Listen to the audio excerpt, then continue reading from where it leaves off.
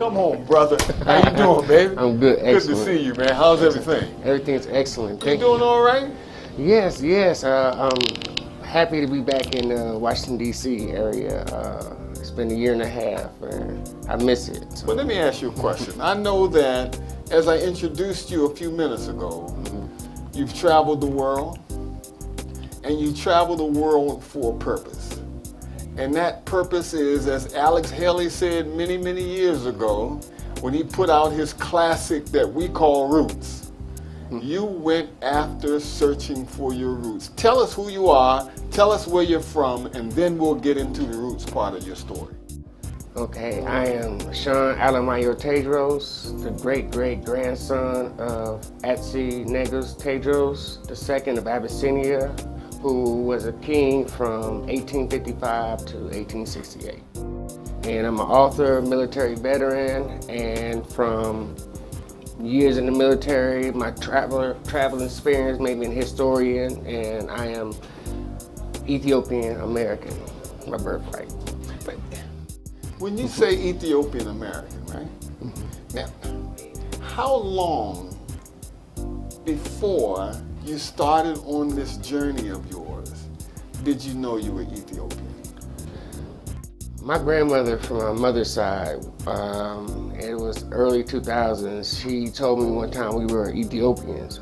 But at the time when she told me, my mom wasn't really Ethiopian, no connection, so... So you ignored it? I ignored it, basically. But it stayed there, and then one day my father in 2007, he gave me information, and this was after I returned from Iraq, and it was August 2007.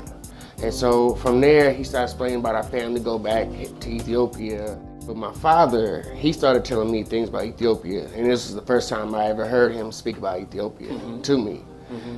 He knew I was getting aware of being, Ethiopian, some type of connection.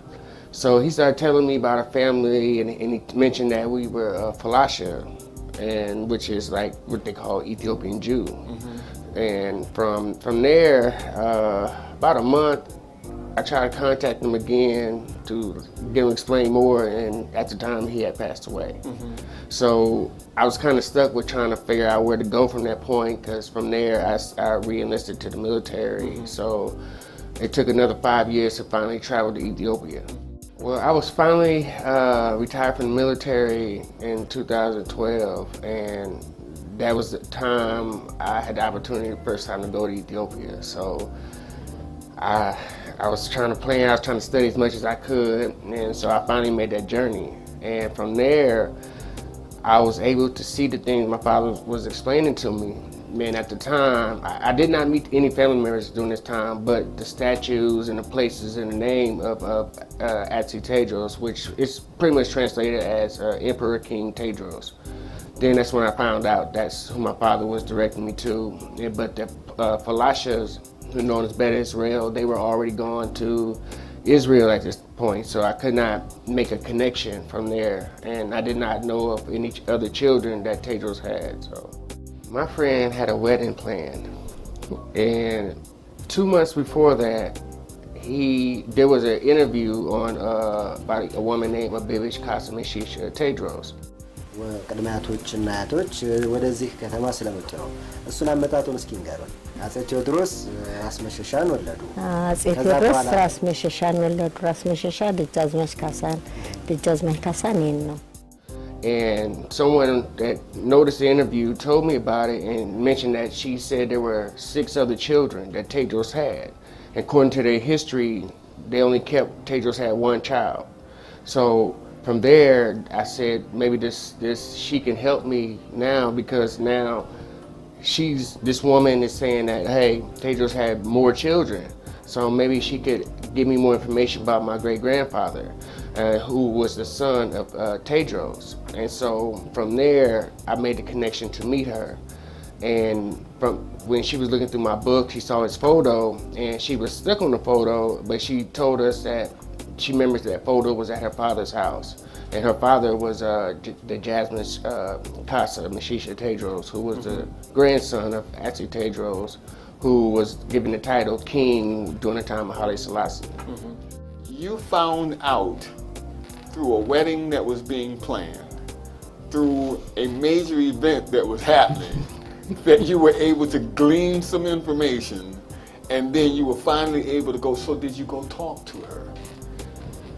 Yes, I had special people that the Creator had put in my path to help guide me to her. And what I did was make, from this book I made, and after I met her, this is the photo I had taken with her, from her. And this was during an event for the emperor, but many people were looking at it like, is that your mother? And you know, I kept kind of wondering myself, because the connection between me and her was like a mother and a son. So she had a lot of answers and information for me, and so that's what opened the doors up for me more, and then to the point where I got to meet a lot of people, interesting people, to help me make that connection. This had become for you a passion. This had become for you a desire now to live in Ethiopia. Why living in Ethiopia? Why is living in Ethiopia so important?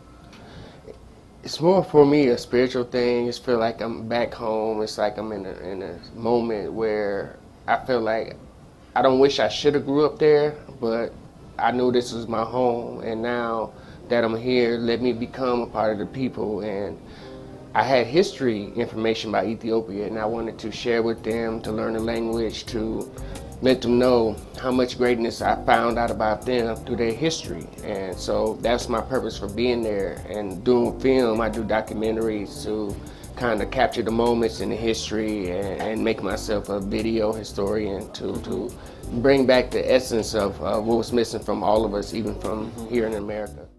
Here it is, we have a guy who wakes up one day and finds out that he is part of royalty from Ethiopia.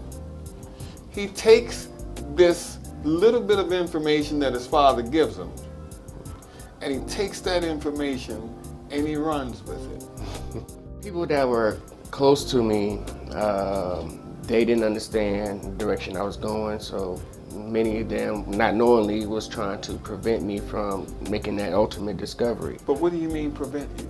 Meaning, like, wanted to stop me from traveling to Ethiopia or to places I need to go. And because for what I see, you know, DNA and family history and roots, for not just me, for everybody, is very important.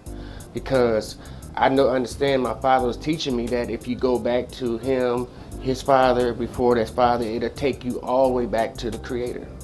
And so that's why the importance of doing this, and I could not let anyone get in my way, because it's something that's bigger than me, you know. So I had to find ways to stay focused and achieve the mission and the goal. Well, when I did was photos, videos, and writing for everywhere I was going. But I wasn't writing saying I'm putting a book together. I'm saying I was writing to make sure I had the, you know, information correct and things like that. It just turned into a book.